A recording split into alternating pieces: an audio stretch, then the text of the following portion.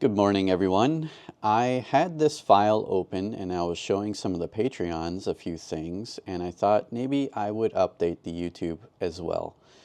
So a lot of you have requested that we make a file for GridFinity. So this is the original SteinTrack. It's been slightly modified to work for GridFinity. So as many of you know, the spacing on this is 20 millimeters, which will not work with GridFinity, but if we use the parameters pane, which is brought up by the FX, you can now in real time update your design.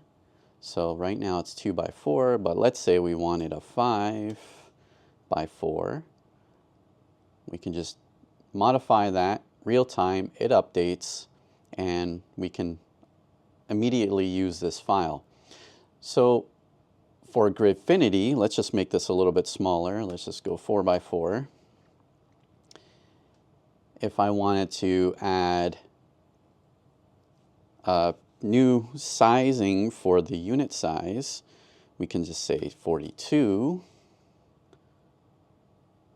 and this updates, and now we can see that this will be able to fit the standard GridFinity bins.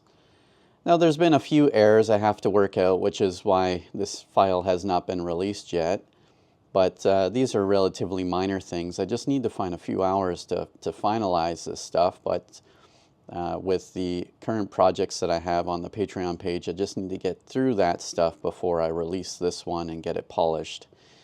And I've also added, so if we look straight down, I've also added in this file the fillers. So if you wanted a side filler of, let's say, 5 millimeters, you can add a filler on the side to help center your grid inside a drawer so it's not going to shift around. And you can do this for all sides. They're all unique, individual. So you get the idea. You can just move this around as you need it.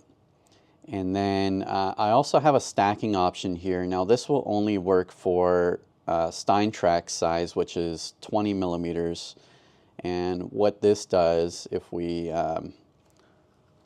look at this grid here, so these are two grids that are stacked together. They're kind of hard to pull apart. So if you wanted to stack this when you're printing, you could use this offset, stacking offset, to allow a little bit of additional space between where these the ends butt together, and that just allows you to print them in a stacking fashion. So if you want to run like a really long print and not have to go back and forth to it, you can do that. Anyways, a quick update. Thanks for watching. Thanks for supporting this project. And we'll see you all in the next one.